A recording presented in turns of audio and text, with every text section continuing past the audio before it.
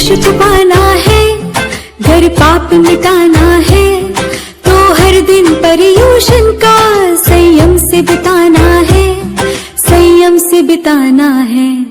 जितना तप त्याग करेंगे, जितना माया से डरेंगे, उतना मन पावन होगा, उतना आध्यात्म करेंगे। जियो और जीने दो, ये ही है सार आत्म का। पर्यूषण आया है, कर दूर द्वेष तुम मन का। एक जरा श्री शांतिनाथ भगवान की, एक जरा श्री महावीर भगवान की, परम पूज्याचार्य गुरुवर श्री विराग सागर जी गुरुदेव की, अहिंसामयी जैन धर्म की।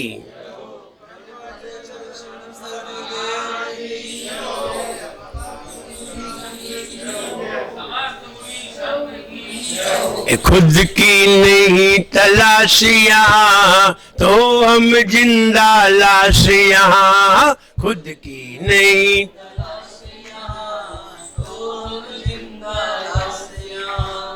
ऐसा हो एहसासियां, ऐसा हो एहसासियां,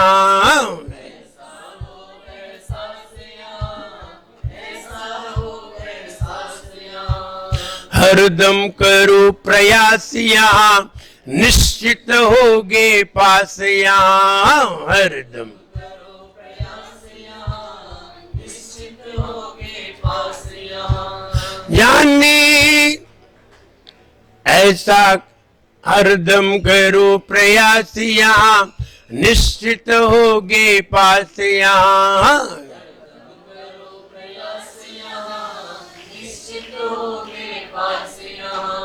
जीवन की नैया हो, जीवन की नैया कब ही मिट जाए रे, जीवन कब मिट जाए रे, ओ जीवन कब मिट जाए रे। होनी अनहोनी हो, होनी अनहोनी कब क्या घट जाए रे, पानी की बूंद कब मिट जाए रे, ओ जीवन है पानी की बूंद कब मिट जाए रे। दुनिया में सबसे बढ़िया कार्य अपनी तलाश है। जो अपनी तलाश करता है उसे एक दिन भगवान मिला करता है, और जो अपनी तलाश नहीं करता वो एक दिन लाश बन के दुनिया से निकल जाता है। इसलिए तलाश करो, अपनी करो। अपनी तलाश में सारी दुनिया अपनी है, और जहां अपनी तलाश नहीं है तो अपना दुनिया में रह कर के भी कुछ भी नहीं है। और अपनी तलाश करने के लिए ही हम मंदिर में आते हैं, अपने आप को ढूंढने के लिए मंदिर में आते हैं, अपने आप की खोज में मंदिर में आते हैं। और जो मंदिर में अपने आप को नहीं खोज पाते हैं उसके पास आकर के नहीं खोज पाते जिसने सारी दुनिया खोज ली, जिसने खुद को खोज लिया है, और वहां आकर के नहीं खोज पाते, तो मुझे लगता है अब तुम कहीं भी नहीं खोज सकते। बस यही स्थान है अपने आप को देखने का, अपने आप को खोजने का। इसलिए खोजना चाहिए। ये अंधों की बस्ती है, इसमें कैसी मस्ती है, ये अंधों की बस्ती है, इसमें कैसी मस्ती है। यहाँ डूबती कश्ती है, यहाँ डूबती कश्ती है,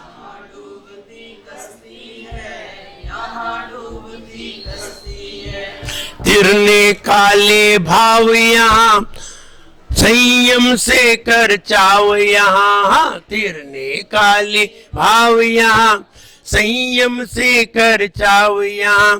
फंस कर तू कश्ती क्यों यहाँ डुबोए रे,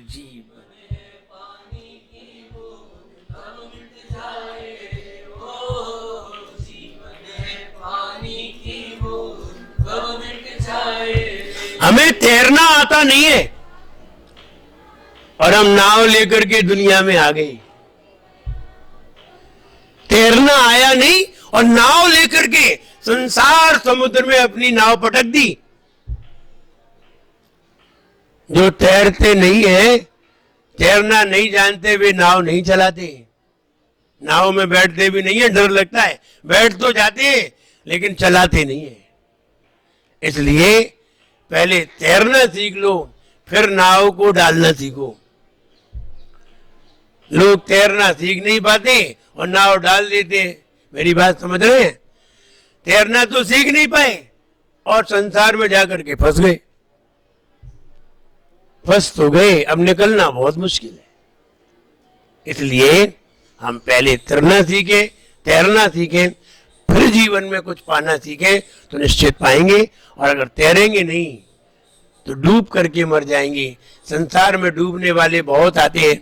हम ये कहना चाहते हैं, हमने आज व्रत किए, 10 दिन के व्रत किए, और 10 दिन के, किसी ने 10 दिन के व्रत किए, किसी ने 5 दिन के व्रत किए, किसी ने 3 दिन के व्रत किए, किसी ने 1 व्रत किया, किसी ने व्रत ही नहीं किया। ऐसे भी नहीं। आगे व्रत करते क्यों है? व्रत है क्या चीज? व्रत का मतलब है अपने जीवन में थोड़ा सा संयम आना। व्रत का मतलब है जो हम संसार के कार्यों में लगे हुए हैं, 1-2 दिन के लिए इनसे मुक्त होना। व्रत का मतलब है थोड़े दिन के लिए धर्म के कार्य करना। व्रत का मतलब है संसार की उलझनों से थोड़े दिन के लिए मुक्त होना। व्रत का मतलब है अपने आप को परमात्मा से जोड़ना। व्रत का मतलब है अपने भावों में निर्मलता पैदा करना। व्रत का मतलब है इच्छाओं को कमजोर करना। इसलिए हम व्रत किया करते हैं, इसीलिए ये पर्यूषण आया करते हैं। पर्यूषण नहीं आते तो हम व्रत भी नहीं करते। वो पर्यूषण आ गए तो व्रत करना पड़ रहे। सब लोग कर रहे हैं तो हम भी कर रहे। नहीं, व्रत जबरदस्ती के नहीं है। व्रत तो अंतरंग परिणामों को निर्मल बनाने के लिए है। और होता यह है कि 10 दिन के व्रत आ जाते हैं और हमने पूर्व से कोई ज्ञान अभ्यास किया नहीं तो हम देखा देखी करते हैं। चलो तुम जा रहे हैं, चलो हम भी चल रहे हैं। आज मंदिर में बहुत भीड़ है, चलो हम भी चले। क्यों? तुम भीड़ में ही आते हो, रोज क्यों नहीं आते? तो कई लोग ऐसे हैं जो 10 दिन में ही बहुत आते हैं। 10 दिन में ही अभिषेक करेंगे, 10 दिन में पूजा करेंगे, उसके बाद जय जिनेन्द्र नहीं। भगवान की पूजन करना, भगवान का अभिषेक आदि करना, ये आपका कर्तव्य है। कर्तव्य उसे कहते हैं जो प्रतिदिन किया जाए, भोजन की तरह। जैसे भोजन में स्वाद ले लेकर के भोजन करते हैं, ऐसे ही हमें भगवान की आराधना बिल्कुल ज्ञान पूर्वक करना चाहिए। स्वाद ले लेकर के, आनंद ले लेकर के करना चाहिए, ऐसे ही नहीं। हम अभिषेक करते हैं, शांति धारा, उसका भी भाव हमें मालूम होना चाहिए। क्रोधम छिन्न छिन्न भिन्न भिन्न, यानी मेरा जो क्रोध है वो छिन्न छिन्न भिन्न भिन्न हो जाए, टुकड़े हो जाए उसके। तो ये क्यों ऐसा कर रहे हैं कि भगवान के ऊपर धारा देने से और भगवान के दर्शन करने से, दर्शन करने पर हम जो भाव बनाते हैं वो सफल हो जाते हैं। कब? जब भगवान का अभिषेक किया जाए तब। भगवान का अभिषेक करते समय जो भी भाव किए जाते हैं वे सफल हो जाते हैं, और जो भाव नहीं किए जाते वे सफल नहीं होते। भगवान का अभिषेक न करते समय, न करके भाव किए जाएं, ये सफल हो ये जरूरी नहीं है। लेकिन भगवान का अभिषेक करके जो भाव किए जाते हैं और आपके अंदर वो योग्यता होती है तो निश्चित सफलता मिलती है। निश्चित आप पढ़ रहे हैं, आपका बच्चा पढ़ रहा है और आप ही पढ़ रहे हैं, आप एग्जाम दे रहे हैं और भगवान का अभिषेक कर रहे हैं और यही कह रहे हैं भगवान मैं पास हो जाऊं, नियम से पास होगे, बिल्कुल पक्के में पास होगे। क्या बिना पढ़े पास हो सकते हैं? ये किसने कहा? लेकिन आप पास होगे, आप मेहनत करिए, आप मेहनत करें, निश्चित पास होंगे। आप भगवान का अभिषेक करते समय कोई भी भावना करें, कोई भी विचार करें, निश्चित पूरा होगा। अंतर इतना है, खराब करोगे तो खराब पूरा होगा, अच्छा करोगे तो अच्छा पूरा होगा। अब भगवान की पूजन और अभिषेक में खराब विचार होना तो ठीक नहीं है, क्योंकि अच्छे काम कर रहे हैं। आप किसी से कहेंगे हमने ऐसा विचार किया, तो कहेगा तुम बहुत खराब आदमी हो। इसलिए व्रत परिणामों की निर्मलता के लिए करते हैं, और परिणाम निर्मल सभी करना चाहते हैं, सब चाहते हैं। भगवान के पास आते हैं, भगवान का दर्शन करते हैं, दर्शन करके भगवान जैसा बनने की भावना पाते हैं, क्योंकि सामने वाले को देख करके ही हमारे मन में वैसा होने का विचार आता है। सामने वाला नहीं हो, सामने कोई तुम्हारे सामने कोई अच्छा व्यक्ति नहीं हो, तो तुम्हारे अंदर अच्छा विचार नहीं आएगा। अच्छे व्यक्ति को देख करके हमारे अंदर ये विचार आने लगता है, हम भी ऐसे बने। ऐसा नहीं है महाराजों को देख करके किसी किसी का विचार ये भी आ जाता है, हम भी महाराज बने। कितना आनंद है! आनंद तो है, लेकिन परेशानी बहुत है।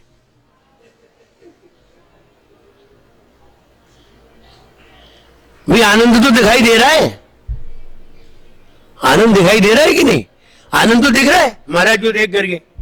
जिनको देखने में आनंद है, जिनको सर झुकाने में आनंद है, जिनके गीत गाने में आनंद है, निश्चित है वो कितने आनंद में होंगे। वरना उन्हें देख करके आनंद आता है? किसी टेंशन वाले को देख करके आप आनंद लाके दिखाओ, मुंह ढक जाएगा। तो कोई आनंदित व्यक्ति को देख करके आनंद आता है। और हम भगवान का दर्शन करने आते हैं तो वो आनंद लेने के लिए आते हैं। देखते हैं आकर के, जब देखते हैं तो आनंद हमें प्राप्त होता है। इसलिए यहां हम आनंद के लिए आते हैं, ज्ञान के लिए आते हैं, शांति के लिए आते हैं, परिणामों की निर्मलता के लिए आते हैं, वैसे उत्कृष्ट भाव बनाने के लिए आते हैं। और कहीं वे भाव बनते नहीं है, और कहीं वो भाव बनते नहीं है। आपको भूख नहीं लगी हो, आपको भूख नहीं लगी हो, और कहीं आपको भोजन की खुशबू आ जाए, क्या होगा? भूख लग जाएगी। देखा, भूख तो लगी नहीं थी, और भोजन की खुशबू सूंघ के भूख लगाई। अच्छा छोड़ो, खुशबू बंद कर दो, आंखों से देखें तो भी लगाएगी, आंखों से देखेंगे तो भी इच्छा हो जाएगी, नाक से सूंघेंगे तो भी इच्छा हो जाएगी। कोई कह दे भोजन के बारे में, कोई बातें कह दे, तो कोई भोजन की चर्चा कर ले, ना भोजन की खुशबू आई, ना भोजन दिखाई दिया, सिर्फ शब्द आए, तो क्या होगा? तो भी लगाएगी। दिखा तो भी लगाई, दिखा नहीं सूंघा तो भी लगाई, यानी अंधे को भी भूख लगाई, और नासिका वाले को भी भूख लगाई। अंधे ने नाक से जान लिया, और जिसे जुकाम था उसने आंख से जान लिया, और जो अंधा भी था, जुकाम भी था, उसने कान से जान लिया। इसलिए ना कान होना चाहिए, ना नाक होना चाहिए, ना आंख होना चाहिए, सिर्फ मुंह होना चाहिए।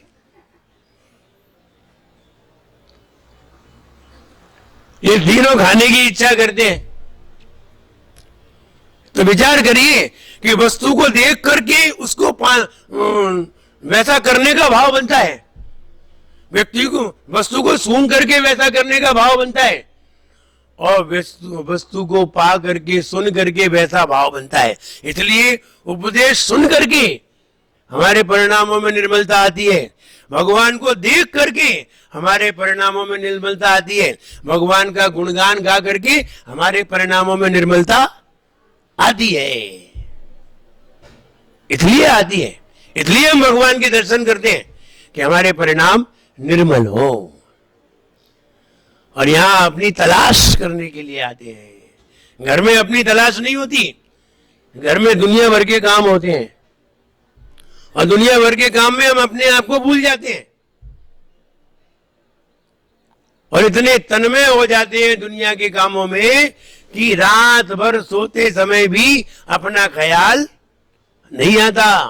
फिर जब सवेरे मंदिर आते हैं तब ध्यान आता है। इसलिए बार बार मंदिर आते हैं। कहते हैं ना, तो व्रत क्यों कर रहे हैं? व्रत कर रहे हैं भगवान जैसा होने के लिए। ये कैसी मति मारी है, मालिक बना भिखारी है।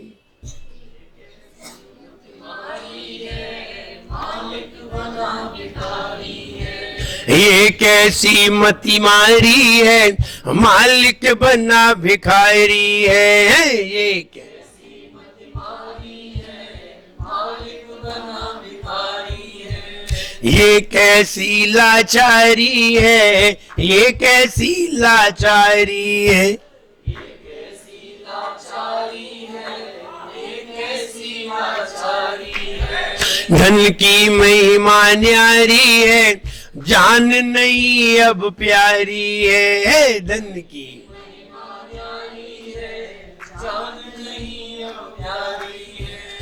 अपने जीवन को ये समझ न पाए रे। जीवन है पानी की बूंद कब मिट जाए। ओ जीवन है पानी की बूंद कब मिट जाए। तू अपनी तलाश कर तो तू खुदा है। अपनी तलाश कर तो तू ही खुदा है। और अपनी तलाश नहीं, तू संसार में पड़ा है। मालिक हम खुद ही मालिक हैं। वे मालिक बने जिन्होंने खुद की तलाश की, और वे नौकर भी नहीं रह पाए जिन्होंने खुद को नहीं तलाशा। तलाशिए, तलाशिए, तलाशोगे, तलाशोगे तो जो खोजोगे वो पाओगे भी। और तलाशोगे नहीं, तलाशोगे नहीं तो ये बताइए दुनिया में क्या पाओगे। और यहां आकर के वो मालिक पने का ख्याल आता है। शेर को देख करके शेर को अपना ख्याल आ जाता है। शेर को देख करके शेर को अपना ख्याल आ जाता है। शेर जब बिछुड़ गया तो वह सियाल के बीच में रहा। सियालनी ने शेर को पा लिया। शेर का बच्चा छोटा था और सियालनी अलग होती है। तो सियालनी को शेर का बच्चा जब मिल गया तो उसने बच्चे को पाला, बच्चे को दूध पिलाया, बड़ा किया। बच्चा बड़ा हो गया। सियालनी के भी बच्चे हो गए। बच्चे खेलने लगे आपस में, उसको बड़े भैया कहने लगे क्योंकि वो बड़ा था। शेर का बच्चा बड़ा था, लेकिन शेर शेर होता है और सियाल सियाल होता है।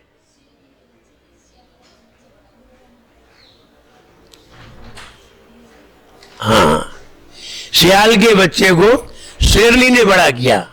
हम उल्टा कहेंगे, सियाल के बच्चे को शेरनी ने पाला और शेरनी ने पाला तो सियाल का बच्चा फिर शेरनी के भी बच्चे हो गए। तो सियाल का बच्चा बड़ा हो गया तो वो बड़ा भाई हो गया। जब बड़ा भाई हो गया तो हुआ ये, एक दिन सामने भेड़ों से भिड़ंत हो गई। तो भेड़ों से भिड़ंत हो गई तो सियालनी का बच्चा जो बड़ा था वो पीछे भागने लगा और शेर के जो बच्चे थे वे आगे लड़ने के लिए तैयार हो गए। उसे मारने के लिए तैयार हो गए। मारने के लिए तैयार हो गए तो जब वो बड़ा भाई पीछे हटा तो छोटे भाई भी पीछे हट गए। उन छोटे भाई ने अपनी मां से शिकायत की शेरनी से, मां ये बड़ा भाई बहुत बुज़दिल है, ये जरा से पेड़ों से डर के भागने लगा और हम लड़ रहे थे, हमें इसके साथ पीछे आना पड़ा। हम नहीं ले जाएंगे कल से अपने भाई को जंगल में। तो बच्चों ने ये बात कही तो शेरनी ने उस सियाल के बच्चे से ये कहा, बेटा अब तू यहां से जा, क्योंकि तुझे ये पहचान नहीं है कि ये शेर के बच्चे हैं और शेर के बच्चे किसी से डरते नहीं है, और तू सियालनी का बच्चा है, तू शेर का बच्चा नहीं है। अब तुझे यहां से जाना चाहिए, जाने में ही तेरा हित है। कहा यह जा रहा है कि हम जब ऐसा ज्ञान प्राप्त कर सकते हैं तो हम भगवान को देख करके ज्ञान पाने की कामना क्यों नहीं करते? क्यों आकर के दुनिया की चीजों में उलझ जाते हैं? क्यों आकर के अपने स्वरूप को नहीं जान पाते? और यहां भगवान के पास, सिर्फ भगवान के पास अपना स्वरूप देखने के लिए आते हैं, बाकी कोई चीज देखने के लिए नहीं आते। ना हमें वेदी देखना है, ना हमें मंदिर देखना है, ना हमें स्वर्ण पॉलिश देखना है, ना हमें छत्र चमर देखना है, हमें तो सीधे भगवान देखना है। और भगवान में भी क्या देखना है? ये पीतल की है, नहीं ये भी नहीं देखना है, स्वरूप जानना है, उनकी शक्ति पहचानना है। हम जब उनकी शक्ति जानेंगे तो निश्चित मानिए हम उसी को प्राप्त करेंगे। हमने व्रत किए, 10 दिन के व्रत किए, 5 दिन के व्रत किए, व्रत करने का परिणाम क्या निकला? आगे व्रत क्यों किए थे तुमने? आईएएस क्यों की थी? आईएएस क्यों की थी? दुकान पे बैठने के लिए। आईएएस क्यों की थी? दुकान पे बैठने के लिए नहीं। अगर आईएएस करके दुकान पे बैठे ना तो लोग तुम्हें बेवकूफ कहेंगे। तुमसे बड़ा बेवकूफ नहीं देखा हमने। दुकान पे तो बिना पढ़े बैठ जाते। तुम एक क्लास नहीं पढ़ते तो भी दुकान पे जाके बैठ जाते। बैठे अंगूठा छाप बैठे दुकान पे, और तुमने आईएएस की फिर दुकान पे बैठे हो। तुमसे बड़ा बेवकूफ नहीं मिलेगा। अब ये तो बताओ, व्रत करें अब क्या करोगे? व्रत काहे के लिए किए थे ये तो बताओ। व्रत किसके लिए किए थे ये तो मालूम ही नहीं है। बोले व्रत करे थे, 10 कर ले हमने, 10 पानी लो बस। व्रत तो कर लिए, किसके लिए किए पदमचंद जी? काहे के लिए? आत्म शांति के लिए। बोले आत्म शांति के लिए किए थे, पर 10 दिन, इससे आगे तो नहीं। आगे तो शांति की जरूरत है नहीं, वो 10 दिन बहुत है। 355 दिन तो अशांति के हैं। तो आगे शांति चाहिए कि नहीं? अगर आगे चाहिए और अगर तुम्हें 10 दिन में शांति महसूस हुई तो आगे भी ऐसा करो, और अगर 10 दिन की काफी है तो फिर तुम्हें जो दिखे वो करो। तो व्रत कैसे करते हैं? व्रत के लिए सबसे पहले नियम है उपवास करिए। न तुम्हें जल लेना पड़ेगा, न तुम्हें भोजन लेना पड़ेगा, न तुम्हें अन्य संसारिक कार्य करने पड़ेंगे, न अग्नि जलानी पड़ेगी, न फल लाना पड़ेंगे, न कुछ लाना पड़ेगा, न कुछ बनाना पड़ेगा।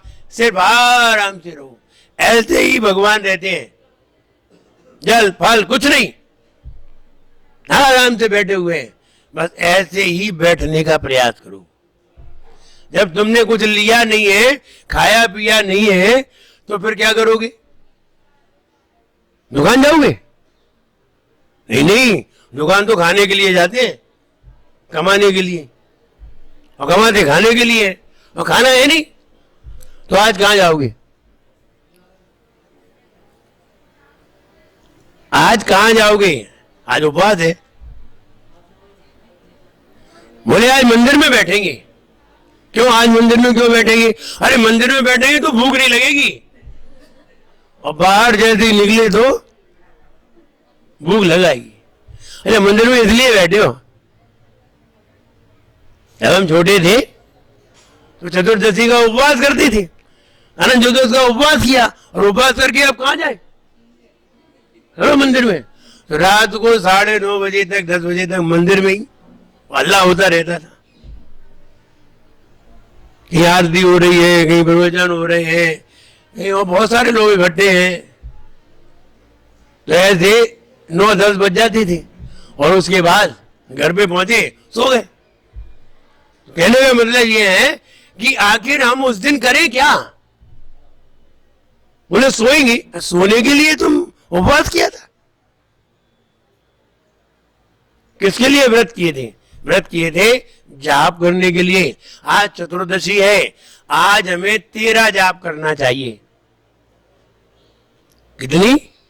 13 जाप। क्यों करना चाहिए? कि 13 प्रकार का संयम हमें प्राप्त हो, रत्नत्रय हमें प्राप्त हो। तो 13 जाप करना चाहिए पूरे दिन में। जाप करो, स्वाध्याय करो, सामायिक करो। सामायिक करना नहीं आती,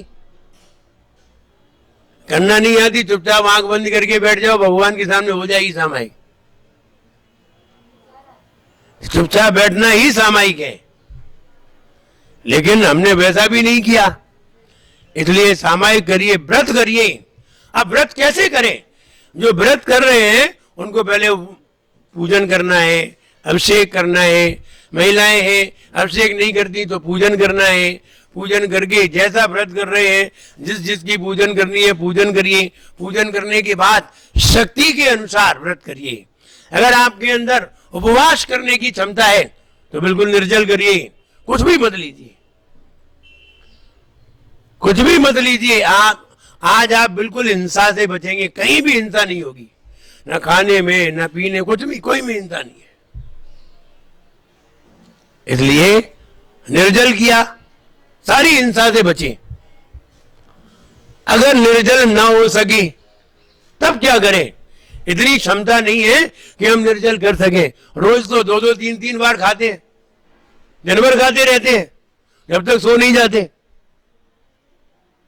सोते समय भी खा पी के सोते, सोते समय भी खा पी के सोते। हम तो खाते पीते घर के हैं, तो खा पी के सोते।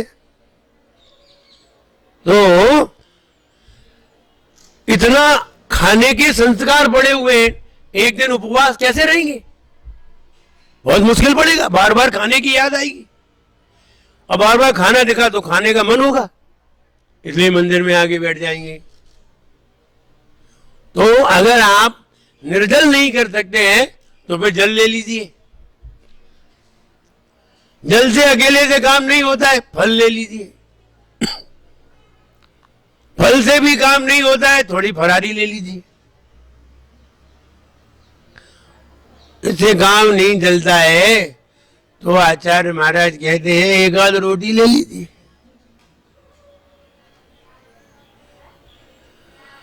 बोले एक बार एकासन करके और शाम को पानी ले सकते हैं, या एक बार शाम को और ले लें? तो हमने कहा फिर व्रत कर ही गाय को रहे हो, शाम को ही लेना है तो फिर व्रत ही क्यों कर रहे हो? क्यों नाम रख रहे हो कि हम व्रती है?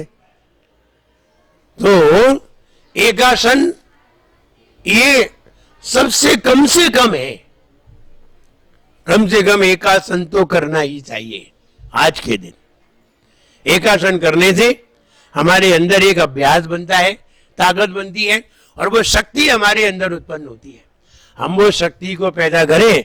बढ़िया सोच ही हमारे जीवन को बढ़िया बनाता है। सिर्फ सोच पे ही सारी बात डिपेंड करती है। बढ़िया सोचा है सब कुछ बढ़िया होगा, खराब सोचा है सब कुछ खराब होगा।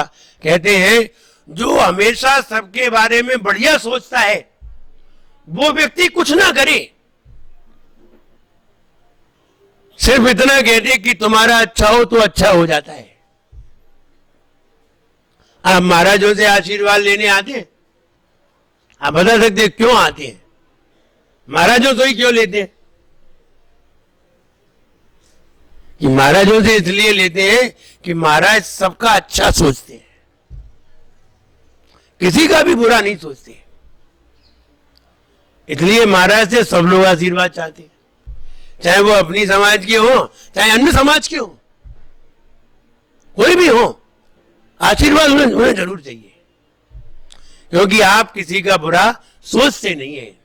आप पड़ोसी के पास आशीर्वाद लेने जाते हैं, पड़ोसी का आशीर्वाद हमारे घर में विघ्न पैदा कर दे, पड़ोसी से लेने नहीं जाते, और महाराज से सब लेने आते हैं। उसका कारण कि महाराज किसी का बुरा नहीं सोचते। कहने का मतलब यह है हम व्रत करते हैं तो व्रत में हमें या तो उपवास करना चाहिए, या फिर एकासन करना चाहिए, या फिर जल फल लेना चाहिए, अथवा जल अकेला लेना चाहिए।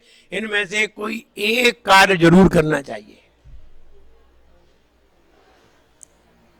और अगर ऐसा आपने किया और आपने 10 दिन तक ऐसा किया, एक बार भोजन किया, एक बार पानी लिया, 10 दिन तक बड़े आराम से आप चले, बड़ा आनंद रहा, तो आप 10 दिन की जगह 1 महीना कर सकते हैं, फिर 1 महीने की जगह 2 महीने कर सकते हैं, फिर 1 साल कर सकते हैं। ऐसे ही अभ्यास बढ़ते हैं। जैसे हमने अब की बार 10 दिन तक अन्न नहीं लिया, तो हम ये महसूस कर रहे हैं कि आगे भी ऐसा कर सकते हैं। केवल 10 दिन नहीं, और भी आगे कर सकते हैं। अब आगे मन बनेगा तो हो सकता है 1 महीने का हो, फिर हो सकता है 2 महीने का हो, फिर हो सकता है पूरे चातुर्मास का हो। ऐसे ही मन बनते हैं, धीरे धीरे मन बनते हैं। आज अन्न का त्याग किया, कल और किसी का भी त्याग होगा। ऐसे ही धीरे धीरे अभ्यास करते करते हम आगे निकल जाते हैं, और हमें इसी तरह आगे निकलना चाहिए और व्रत अवश्य करना चाहिए। साधुओं की सेवा अवश्य करना चाहिए। 10 दिनों में तो साधुओं के पास अब कैसे जाएं? अब की बार तो लॉकडाउन था, इसलिए नहीं जा पाए, वरना 10 दिन में जितने लोग आहार देने आते हैं उस दिन तो पूरी साल में नहीं आए। और 10 दिन जरूर जाने। अगर 10 दिन आहार लेने की छूट होती ना, तो यहाँ इतनी भीड़ होती कि हम आहार लेते लेते परेशान हो जाते। लेकिन यहाँ लिमिटेड है, जो देने वाले हैं वही दे सकते हैं। लेकिन हम ये कहना चाहते हैं, साधुओं की सेवा करने से हमारे अंदर एक असीम शांति उत्पन्न होती है। लेकिन क्या करें, अब की बार ऐसी स्थिति बन गई, ऐसा रोग, ऐसी बीमारी, ऐसी महाबीमारी चारों तरफ फैल गई। तो हम ये भी कहना चाहते हैं, ऐसी बीमारी में हमें सचेत रहना भी उचित है। हमें सचेत रहना भी उचित है। मुंह तो आपको हमेशा ही बंद रहता है, लेकिन नासिका से जाने के बहुत ज्यादा चांस है ऐसी बीमारी के। तब ये कहा, आप अपनी सेफ्टी स्वयं रखिए और कोई नहीं रखेगा, और साधु को जरा सेफ रखिए, साधु को बचाइए। आप तो कभी बीमार हो गए, आप तो ठीक है हॉस्पिटल चले जाएंगे, साधु कहां जाएगा? कहां ले जाओगे साधु को? फिर बहुत परेशान हो जाओगे।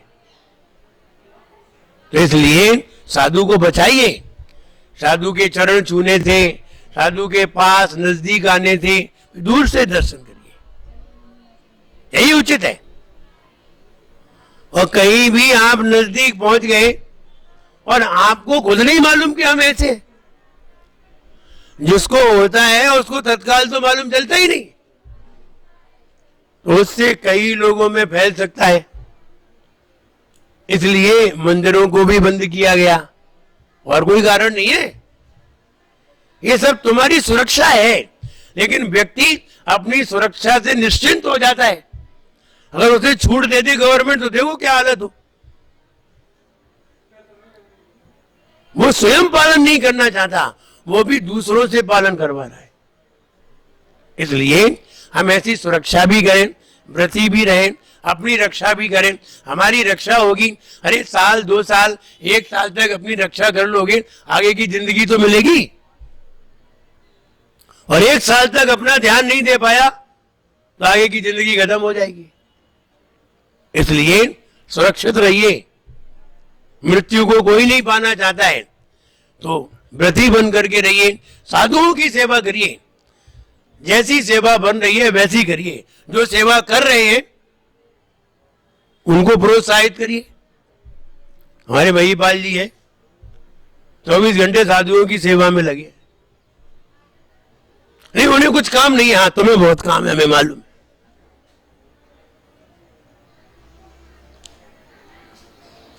जिन्हें काम नहीं है वो तो सेवा कर सकते हैं। वो विदाउट वर्क बिजी है, काम नहीं है तो भी बहुत काम है। काम तो हम लगा लेते हैं, काम होते नहीं है, काम जबरदस्ती लगा लेते हैं। कभी कभी जो बुजुर्ग लोग होते हैं, 65 साल के हो गए, 70 के हो गए, इधर दुकान पे बैठे, तो बच्चे ये कहते तुम तो घर जाओ, तुम तो घर जाओ। तो कहने का मतलब ये है, ये जबरदस्ती दुकान पे बैठे और जबरदस्ती घर में घुसे। घर में भी कहते बाहर बैठो, बाहर। घर में बहू बैठी है तो घर से भी बाहर निकाल देते हैं और दुकान पे बैठने नहीं देते। अब तुम बताओ कौन से काम क्यों, कौन से काम क्यों? और तुमसे कहते गुरु की सेवा करो, वो नहीं करने, टाइम नहीं है, उसके लिए टाइम नहीं है। तो ये विचार देखिए, ये विचार ही हमारे मन को पवित्र बनाते हैं। अच्छे विचार ही हमारे मन को पवित्र बनाते हैं, और जब अच्छे विचार नहीं होते तो हमारे विचार ही खराब हो जाते हैं। तो हम ये कहना चाहते हैं, ऐसे 10 दिनों में हम अच्छे विचारों को बनाएं और ऐसा विचार आगे बनाएं कि आगे ऐसा विचार बने तो कितना अच्छा है। हमें साधुओं की सेवा करने को मिले, हम साधुओं की सेवा कर सकें, कैसे करें? विचार करिए, विचार करो। अभी यहां कितने साधु हैं? 10 साधु हैं। हाँ, यहां आगरा में बड़े बड़े संघों के चातुर्मास नहीं होते, 2-2 3-3 के होते हैं या 1-1 के होते हैं। वो 10-15 देंगे तो वैसे ही हाथ जोड़ लेते हैं। बताओ कितने दिन बाद 10 पिच्छी के संघ का चातुर्मास हो रहा है? कितने साल बाद? 2015 में हम थे, वो तो हम ही थे।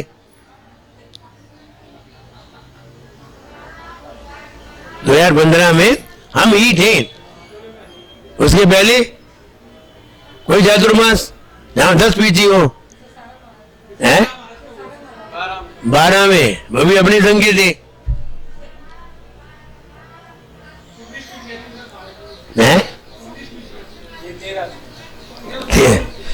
13 या 15 पीछी थी। तो कहने का मतलब ये है, लोग घबरा जाते हैं। मेरा चातुर्मास फिरोजाबाद में हुआ 2016 में, 15 में आगरा था, 16 में फिरोजाबाद में हुआ। तो मैं कह रहे थे यहां 10 पीछी का कभी चातुर्मास हुआ ही नहीं है, चातुर्मास ही नहीं हुआ। विचार करो, तो हमें पसीना आ जाता है। और एक दो साधु मिल जाए तो कहते बने रहने तो कोई बात नहीं। तो कहने का मतलब ये है हम साधुओं की सेवा में लगे। वो तो यहां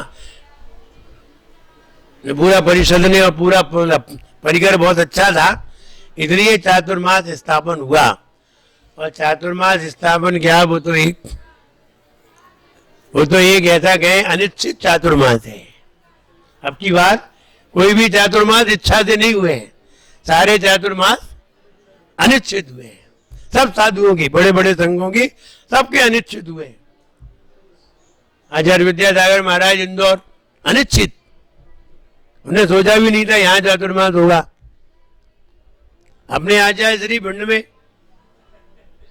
वो तो निकल रहे थे, वो फंस गए, और हम भी तो निकल ही रहे थे।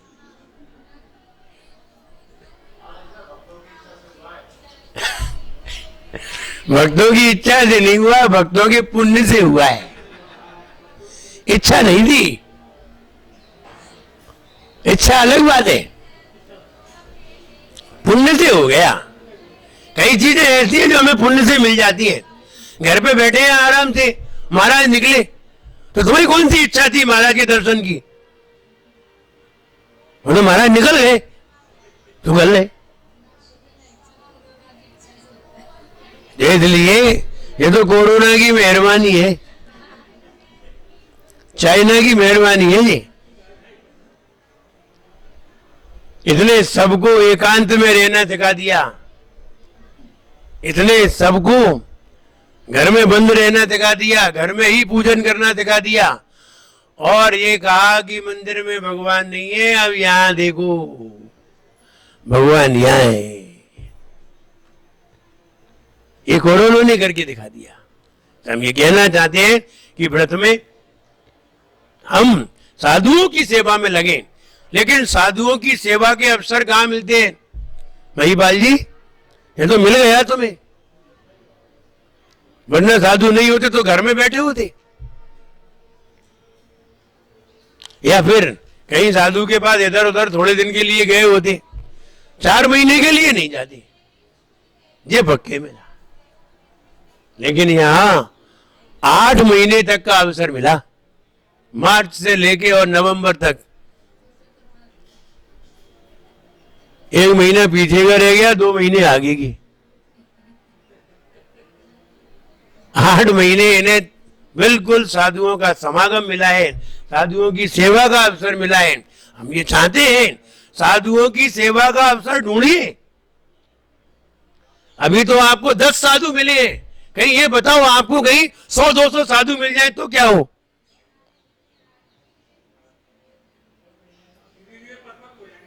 आगरा में 100 साधु आ जाए तो क्या हो? मुझे लगता है सारी कॉलोनियों के लोग एक जगह इकट्ठे हो जाएं, 100 साधु, मजा आ जाए, और लॉकडाउन ना हो। बताओ 100 साधु यहां हो और लॉकडाउन ना हो तो यहां कितने लोग हो? यहां लोग ही लोग दिखाई दे, ये पीछे का प्रांगण है ना, गाड़ियों से भर जाए, इतने लोग हो। हर व्यक्ति चाहे हम भी साधुओं की सेवा करें, हर व्यक्ति के मन में होता है हम साधु की सेवा करें। यदि यहां महाराज है, यहां संघ रुका हुआ है, तो आप आते तो आपके मन में आता तो होगा, चलो महाराज का हार देख लें, महाराज को हार दे लें, लेकिन देना तो मना है, लेकिन देखने में मना नहीं है। अब क्या करें, खुले में नहीं है। अगर यहां हार होता तो सारे लोग देखते, लेकिन हार ऐसी जगह होता है जहां सारे लोग देख नहीं सकते, कुछ लोग ही देख सकते हैं। तो कहने का मतलब ये है हर व्यक्ति साधु की सेवा करना चाहता है, हर व्यक्ति चाहता है हमारा द्रव्य कहीं ना कहीं साधु की सेवा में लग जाए, हर व्यक्ति चाहता है। विचार करो, 100 साधु मिल जाए तो, और 200 हो जाए तो, कहने ही क्या है। कभी देखे तुमने 200 साधु एक साथ? नहीं देखे जयपुर में 120 थे, जयपुर में 125 थे और झांसी में 180 थे। वहां हम ही तो थे, वहां मुख्य तो हम ही थे। तो झांसी में 180 थे, जयपुर में 125 थे। जयपुर में हम गए ही नहीं थे। लेकिन अब की बार देखने को मिलेंगे तो 250 साधु मिलेंगे, जिन्हें देख देख के ही तृप्त हो जाओगे, और नहीं देख पाए तो बहुत पछताओगे, बहुत पछताओगे। नहीं देख पाए तो 250 से 300 भी हो सकते हैं।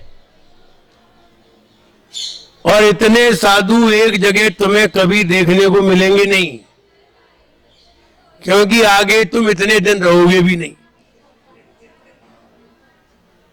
अब की बार 300 साधुओं के चांस है, कम से कम। हो सकता है 300 से ज्यादा भी हो जाए। 300 साधु एक साथ दिखाई देंगे, और एक साथ अगर साधु दिखाई दे तो मैं समझता हूं शायद ही किसी को आगरा में लोगों को पता चले कि 300 साधु एक जगह है, 300 पिच्छी एक जगह है। मुझे नहीं लगता है उसके मन में ये भावना आए कि चलो हम चलें, लगता ही नहीं है। कैसा भी होगा वो कहीं से भी जुटा लेगा, लेकिन जाएगा, चाहे भले ही पैसे नहीं हो, पैदल जाना पड़े। अगर पैदल यात्रा भी हो जाए ना तो कई लोग तो पैदल चल पड़ेंगे, चलो अपन चलते हैं। तो कहने का मतलब यह है कि साधुओं की सेवा में हम लगते हैं। साधु की सेवा का फल जितना ज्यादा है उतना भगवान की आराधना का फल नहीं है, नहीं है। भगवान की आराधना में क्या करते हो?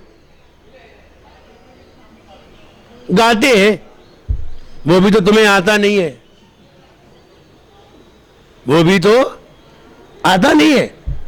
लोग भगवान का अभिषेक करते हैं और मंत्र नहीं मालूम, वो भी तुम्हें आता नहीं है, मंत्र मालूम नहीं है। मंत्र के बिना कोई कार्य होता है? तिलक भी लगाते हो ना, इसका भी मंत्र है। ओम राम रीम रूम रोम रा हम सर्वांग शुद्धिम गुरु गुरु स्वाहा, इसका भी मंत्र है तिलक लगाने का। हम तो ऐसे ही हैं, डाली उगरिया और लगाओ तिलक,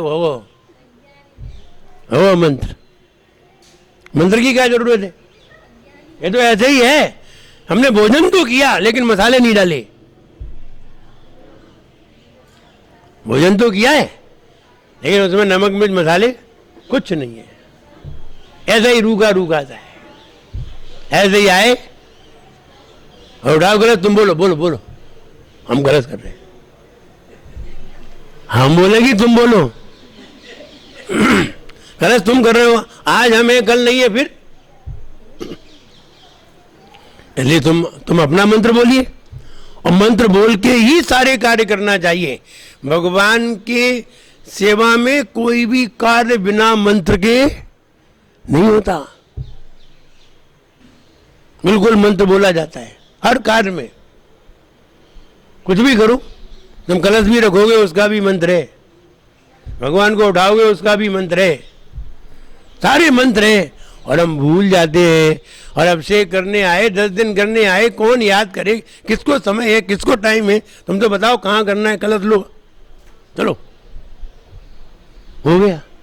नहीं नहीं, विवेक धारण करिए, विवेक लाइए जीवन में और विचार करिए। अगर हम यहाँ धर्म करने आए हैं तो धर्म के बदले में आप क्या चाहते हैं? और बिना चाहत के आप आते नहीं हैं। कुछ है तो चाहत, आप चाहे बताएं चाहे ना बताएं, अंदर कुछ चाहत तो है। नहीं नहीं, हमारी कुछ चाहत नहीं है तो अज्ञानता है। हमारे गाय के लिए आप संजय पैलेस गाय के लिए गए थे घूमने के लिए, तो तुम बेकार में समय खराब कर रहे थे। कोई चीज लेने के लिए तो किसी न किसी चीज को लेने गए। ऐसे ही बिना हेतु के कोई घर से भी बाहर नहीं निकलता है। अगर हेतु तो है, हम उस हेतु को जाने। और जो कह रहे हैं कि आपको 300 साधु देखने के लिए मिले, आपको ऐसा अवसर भी आगे मिलेगा, आएगा। ऐसा अवसर भी एक आ रहा है कि आपको 300 साधु देखने को मिलेंगे। आपने बहुत से बहुत 100 देखे होंगे, 150 देखे होंगे, और झांसी गए होंगे तो 180 देखे होंगे। गए होंगे वो नवीन भैया गए थे तो तुमने कहा देखे 180, तो मालूम नहीं होगी, मालूम फिर भी नहीं गए, मालूम है और 180 साधु के दर्शन करने नहीं गए, तो मुझे लगता है भगवान तुम्हें 200 नहीं 500 देखने को मिल जाएंगे, लेकिन साधु तुम्हें 500 देखने को नहीं मिलेंगे। भगवान को तो एक मंदिर में देख लो 1000, मोती कटरा में है ना, 1000 देख लो भगवान को, लेकिन साधु देख के दिखा दो हमें 1000, जिंदगी में नहीं देख पाओगे, पूरी जिंदगी निकल जाएगी, साधु 1000 नहीं देख सकते। साधु है ही कितने, 1500 तो है ही, 1500 में मुनि कितने हैं, 500 600, ज्यादा 700, इससे ज्यादा तो हो ही नहीं सकते। इतने मुनि है पूरे हिंदुस्तान में, और हम सारे हिंदुस्तान के कभी देख भी ना कोई देख सकता है, ना कोई देख पाया है, ना कोई देख पाएगा। सारे मुनियों को कोई नहीं देख सकता, हमने नहीं देखे, नहीं देख सकते, किसी ने भी नहीं देखे, किसी ने भी, सारे मुनियों को किसी ने भी नहीं देखा है, हिंदुस्तान के नहीं देखा है, सारे मुनि कहां से देखोगे। तो इसलिए 300 साधु अगर देखने को मिल जाए तो मुझे लगता है आपका मन नहीं बने, तो फिर ये समझना चाहिए आपका जितना पाप का उदय है उतना किसी का नहीं होगा, क्योंकि पाप कार्य में जब मन लिप्त हो जाता है तब अच्छे कार्य में जाता नहीं है। इतना मोह और पाप में लिप्त हो गया है कि उसे ये भी ख्याल नहीं आ रहा है कि ऐसा कभी नहीं होगा। और फिर ये तो बताओ, अगर तुमने कहा अगले बार देखेंगे, और अगले बार साधु रहे और तुम नहीं रहे तो,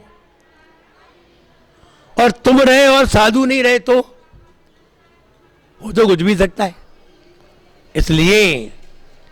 इसलिए हम ये कहें, जो आप व्रत कर रहे हैं, आपने व्रत किए हैं, व्रत अपने हिसाब से करना चाहिए, शक्ति के अनुसार करना चाहिए, जितनी शक्ति है उतना जरूर करना चाहिए।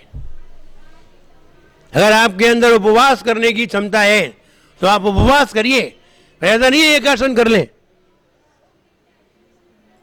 वो चाय की छूट दे दो, नहीं, चाय तो वैसे ही नहीं पीना चाहिए, चाय पीने वाले तो वैसे ही बुद्धू होते हैं, जो बिना दिमाग के होते हैं, वे अमृत को छोड़ करके जहर पीते हैं, अमृत को विष बना के पीते हैं,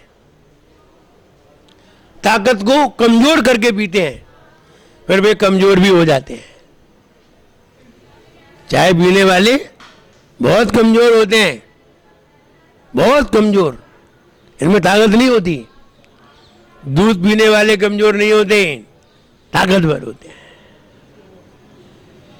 इसलिए जो भगवान के पास जा रहे हैं, जो मुनि बन रहे हैं, साधु बन रहे हैं, संयमी बन रहे हैं, उनके लिए कमजोर चीज हटा दी जाती है।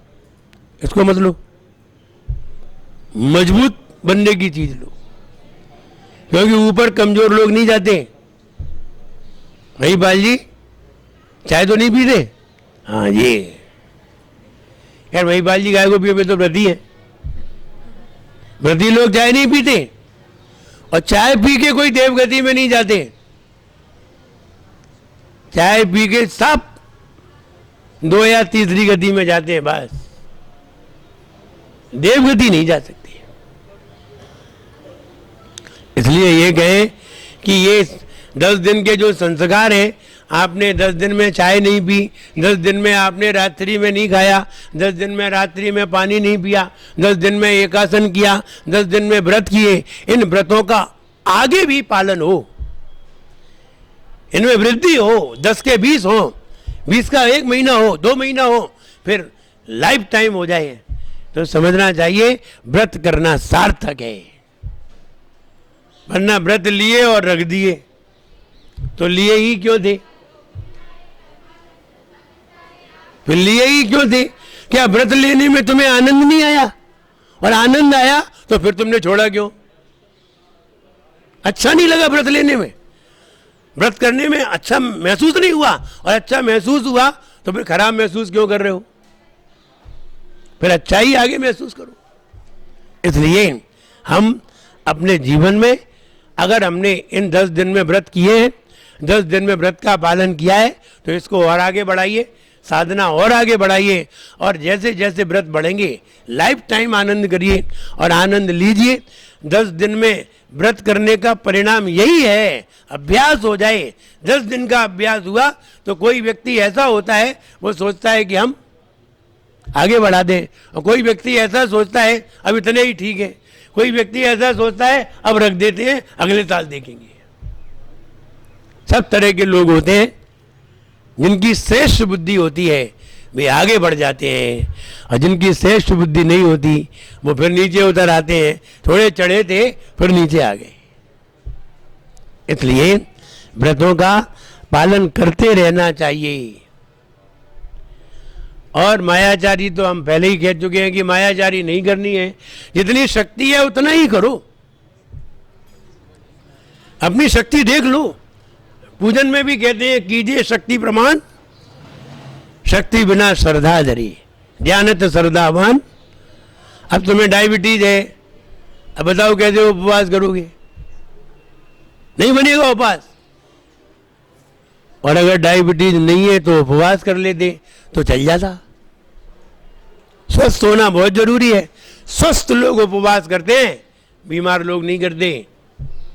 हाँ, उपवास करने से बीमारियां ठीक हो जाती हैं, अगर बीमार लोग कर ले तो बीमारियां जल्दी ठीक हो जाती हैं।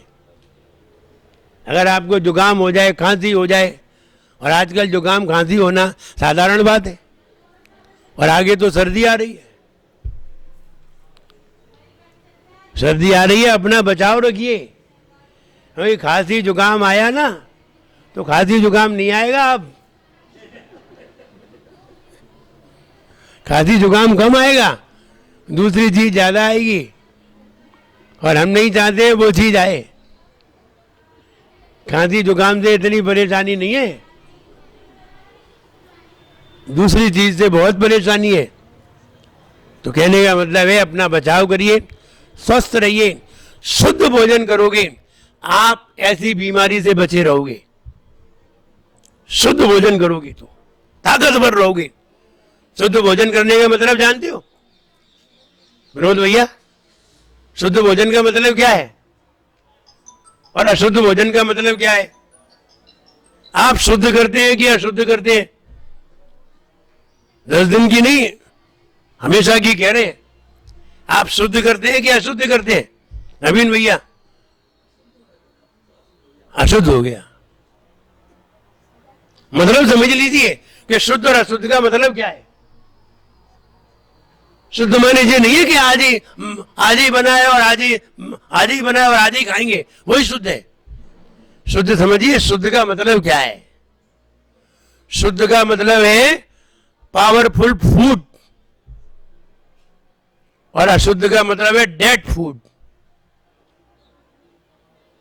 आपने कोई दवाई देखी है? दवाई के ऊपर लिखा रहता है एक्सपायरी डेट, लिखा रहता है। ये यहां से लेके यहां तक ये दवाई काम करेगी, इसके बाद एक्सपायर माने डेड। मेडिसिन कैसी हो गई? डेड हो गई। वो मेडिसिन खाने के योग्य नहीं है, और खाली तो बीमार हो गए, लेकिन वो मेडिसिन तुम्हारा कोई काम नहीं करेगी। एक्सपायरी डेट की मेडिसिन की कोई कीमत नहीं है, वहां फेंक तो कोई उठाने वाला नहीं है, उठाने के भी पैसे देने पड़ेंगे, एक्सपायरी है। ऐसे ही जो आटा है, आपने जो आटा बनाया था गेहूं का, वो आटे की मर्यादा है, उस मर्यादा तक आटा पावरफुल है, और आटे की मर्यादा से बाहर गया तो क्या होगा? एक्सपायर। दाल बनी, सवेरे दाल ताकतवर है, शाम को वही दाल कैसी है? एक्सपायर है। रोटी बनाई, ताकतवर है, और यही रोटी दूसरे दिन एक्सपायर हो गई। अब हमने बाजार की चीजें खाई, बाजार की चीजें ली, बाजार की चीजें बताइए एक्सपायरी है या पावरफुल है? सारी चीजें एक्सपायरी है। कोई भी चीज खाइए बाजार की बनी हुई, सब तुम्हें एक्सपायर चीज मिलेंगी। इसलिए बाहर की चीज हमें ताकतवर नहीं बनाएगी, घर की चीज ताकतवर बनाएगी। इसलिए महाराज लोग डेड फूड नहीं लेते, इसीलिए तो पावरफुल होते हैं, इसीलिए तो पावरफुल होते हैं, सारी दुनिया से लड़ जाते हैं। बड़े बड़े व्यंतर भी उनके सामने नतमस्तक हो जाते हैं, डर के मारे, उनकी ताकत से मारे डरते हैं। और उनके पास है ही क्या? कौन से हथियार है? कौन सी ताकत है महाराज के पास? सिर्फ मानसिक ताकत है। इस ताकत के सामने बड़े बड़े व्यंतर भी मुंह खड़े रहते हैं, छूते नहीं है। इसलिए डेड फूड से बचिए, अपने बच्चों को डेड फूड मत कराइए। आप बाजार के बिस्किट खिलाते हैं, कोई ब्रेड ले आते हैं, फिर क्या क्या चीज ले आते हैं, आप विचार तो करो कब की बनी है, ये आटा कब पिसा था, किसने बनाई थी, क्या क्या पड़ा है, ये सब जानिए। केवल 10 दिन नहीं, पूरी जिंदगी भर जानिए। अपने बच्चों को सिखाइए। बच्चे तो बहुत समझदार हैं, बच्चों को एक बार पता चल जाए वे नहीं खाएंगे, लेकिन अगर उनको तुमने आदत डाल दी और फिर मना किया तो बहुत देर में छूट पाएंगे।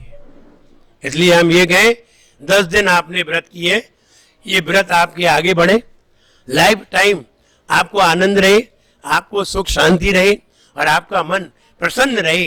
जैसे 10 दिन प्रसन्न रहा, ऐसे ही आगे भी आपके रहे।